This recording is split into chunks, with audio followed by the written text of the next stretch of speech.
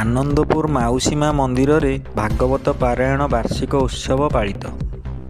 କେନ୍ଦୁଝର ଜିଲ୍ଲା ଆନନ୍ଦପୁରର ଆରାଧ୍ୟ ଶ୍ରୀ ଶ୍ରୀ ଦଧିବାମନ ଜୀଉଙ୍କ ମାଉସୀମା ମନ୍ଦିରରେ ଭାଗବତ ପାରାୟଣ ବାର୍ଷିକ ଉତ୍ସବ ଅନୁଷ୍ଠିତ ହୋଇଯାଇଛି।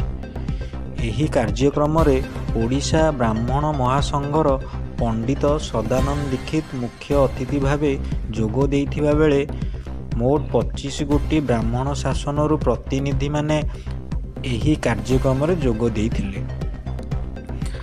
ପ୍ରାୟ ସକାଳ 8ଟାରେ କଳସ ସ୍ଥାପନ କରାଯାଇ ଭାଗବତ ପାଠ, ବେଦ ପାଠ, ଚଣ୍ଡୀ ପାଠ ଆଦି କରାଯିବା ସହ ଭାଗବତ ଉପରେ ଚର୍ଚ୍ଚା କରାଯାଇଥିଲା।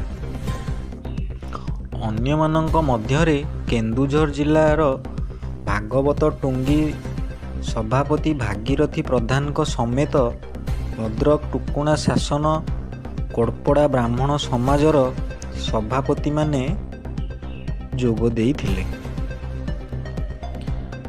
ତେବେ ସମ୍ପାଦକ ମଦନ ପାଣି କାର୍ଯ୍ୟକ୍ରମକୁ ସଂଯୋଜନା କରୁଥିବା ବେଳେ ଉଦ୍ୟୋକ୍ତା ମଦନ ମୋହନ ମିଶ୍ର ଓ ଗୋପରଞ୍ଜନ ପାଣି କାର୍ଯ୍ୟକ୍ରମ ପରିଚାଳନାରେ ସହଯୋଗ କରିଥିଲେ।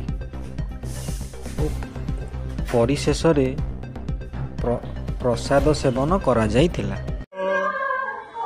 ଆନନ୍ଦପୁରର ଆରାଧ୍ୟ ଦେବ ଶ୍ରୀ ଶ୍ରୀ ଦଧିବାମନ ଜୀଉ ଗୁଣ୍ଡିଚା ମନ୍ଦିରରେ ଚାଲିଥିବା ଭାଗବତ ଟୁଙ୍ଗିର ପ୍ରଥମ ବାର୍ଷିକ ଉଦ୍ଯାପନୀ ତଥା ଗଢ଼ିବା ଦିବସ।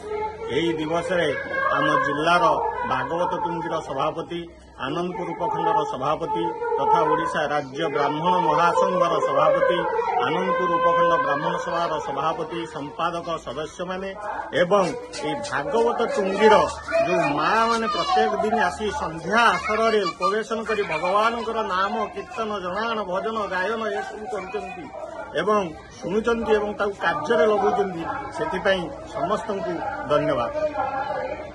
ଶାସନରୁ ସମସ୍ତ ଗ୍ରାମୀଣ ନମୀନ କାର୍ଯ୍ୟକର୍ତ୍ତା ବ୍ରାହ୍ମଣ ବିପ୍ରମାନେ ଯୋଗ ଦେଇଛନ୍ତି ଏବଂ ଏ କାର୍ଯ୍ୟକ୍ରମ ଆଜି ଦିନ ତମାମ ଚାଲୁ ରହିବ ଏବଂ ଏଠି ଭାଗବତ ପାଠ, ବେଦ ପାଠ, ଗୀତା ପାଠ, ଚଣ୍ଡୀ ପାଠ ସହିତ ସମସ୍ତ ଯେଉଁମାନେ ଶ୍ରଦ୍ଧାଳୁମାନେ ଆସିବେ ସମସ୍ତଙ୍କୁ ପ୍ରସାଦ ବିତରଣ କରାଯିବ ଏବଂ ଏଇ ଯେଉଁ କାର୍ଯ୍ୟକ୍ରମରେ ଆମର ଆନନ୍ଦପୁର ଗୁଣ୍ଡିଚା ମନ୍ଦିର ଭାଗବତ କେନ୍ଦ୍ର ଯିଏ ଅଛନ୍ତି ତତ୍ତ୍ୱାବଧାରକ ମଦନ ମୋହନ ମିଶ୍ର, ଗୋପରଞ୍ଜନ ପାଣି ଏବଂ ଆମ ରାଜପୁରୋହିତ ଶରତଚନ୍ଦ୍ର ମିଶ୍ର, ମଦନ ମୋହନ ମିଶ୍ର, ଶାନ୍ତନୁ କୁମାର ମିଶ୍ର, ଭାଗୀରଥୀ ଦାସ ଏମାନେ ସବୁ କାର୍ଯ୍ୟକ୍ରମକୁ ପରିଚାଳନା କରୁଛନ୍ତି ଏବଂ ଏ କାର୍ଯ୍ୟକ୍ରମ ଆଜି ଦିନ ତମାମ ରହିବ। ସନ୍ଧ୍ୟା ଆଳତି ପରେ କାର୍ଯ୍ୟକ୍ରମ ଶେଷ। ମା, ଭାଇ ଭଉଣୀମାନେ ଓ ମୋ ଗୁରୁଜନମାନେ ଆଉ ଆପଣମାନଙ୍କୁ ଆଜି ସ୍ୱାଗତ କରାଯାଇଛି।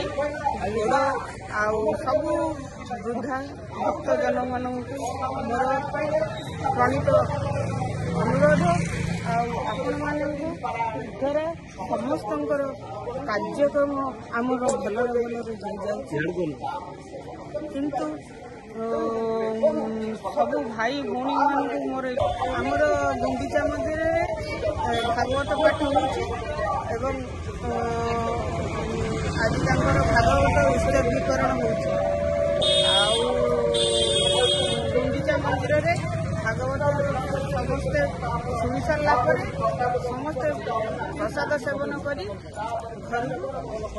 କେନ୍ଦୁଝରରୁ ଗଗନ ବିହାର ଦାସଙ୍କ ରିପୋର୍ଟ, G9 ଓଡ଼ିଆ।